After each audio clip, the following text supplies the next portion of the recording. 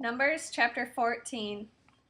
At this, all the people of Israel cried out in dismay and wept all night long. Moreover, all the people of Israel began grumbling against Moshe and Aaron. The whole community told them, "We wish we had died in the land of Egypt, or that we had died here in the desert. Why is Adonai bringing us to this land where we will die by the sword? Our wives and our little ones will be taken as booty. Wouldn't it be better for us to return to Egypt?"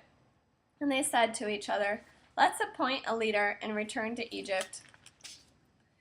Moshe and Aaron fell on their faces before the entire assembled community of the people of Israel.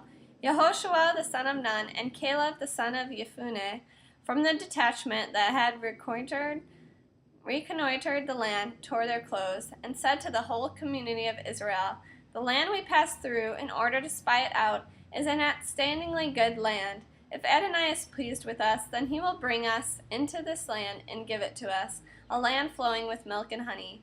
Just don't rebel against Adonai, and don't be afraid of the people living in the land. We'll eat them up."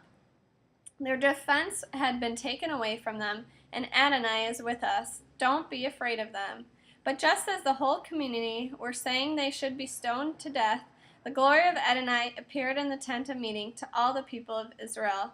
Adonai said to Moshe, "How much longer is this people going to treat me with contempt? How much longer will they not trust me, especially considering all the signs I have performed among them? I am going to strike them with sickness, destroy them, and make from you a nation greater and stronger than they are." However, Moshe replied to Adonai, "When the Egyptians hear about this, and they will, because it was from among them that you, by your strength, brought this people up, they will tell the people living in the land, 'They have heard that you, Adonai, are with this people, and that you, Adonai, are seen face to face, that your cloud stands over them, that you go ahead of them in a column of cloud by day and a column of fire by night.' If you kill off this people at a single stroke, then the nations that have heard of your reputation will say that the reason Adonai slaughtered this people in the desert is that he wasn't able to bring them into the land which he swore to give them. So now please, let Adonai's power be as great as when you said, 'Adonai is slow to anger, rich in grace, forgiving offenses and crimes, yet not exonerating the guilty, but causing the negative effects of the parents' offenses to be experienced by their children, and even by the third and fourth generations. Please forgive the offense of this people according to the greatness of your grace, just as you have borne with this people from Egypt until now.' Adonai answered, 'I have forgiven as you have asked, but as sure as I live, and that the whole earth is filled with the glory of Adonai, none of the people who saw my glory and the signs I did in Egypt and in the desert, yet tested me these 10 times and did not listen to my voice, will see the land I swore to their ancestors. None of those who treated me with contempt will see it. But my servant Caleb, because he had a different spirit with him, and has fully followed me, him I will bring into the land he entered, and it will belong to his descendants.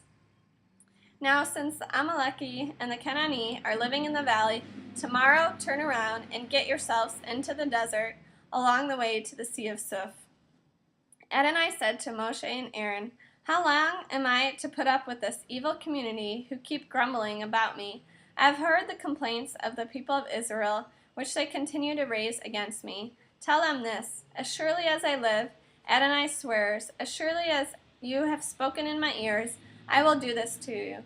Your carcasses will fall in this desert. Every single one of you who were included in the census over the age of 20, you have complained against me, will certainly not enter the land about which I raised my hand to swear that I would have you live in it, except for Caleb the son of Jephunneh and Yehoshua the son of Nun.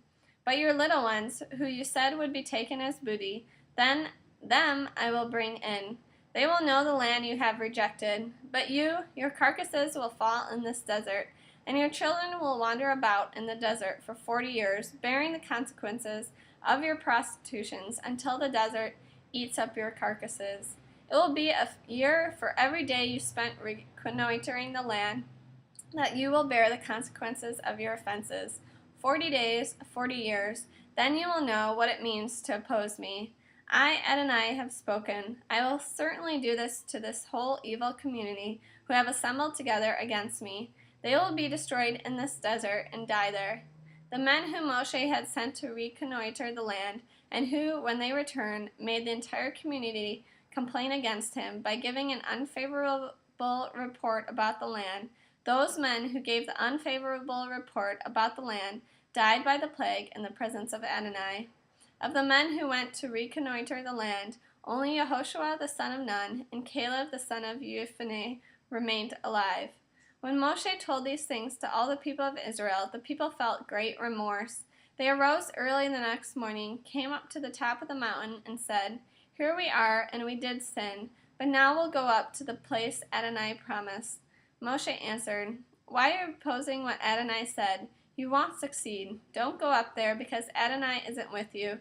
If you do, your enemies will defeat you. The Amalekim and the Canaanite are there ahead of you, and you will be struck down by the sword. The reason will be that you have turned away from following Adonai, so that Adonai won't be with you." But they were presumptuous and went on up toward the high parts of the hill country, even though the ark for the covenant of Adonai and Moshe stayed in the camp. So the Amalekim and the Canaanite, living in the hill country, descended, struck them down, and beat them back all the way to Hormah.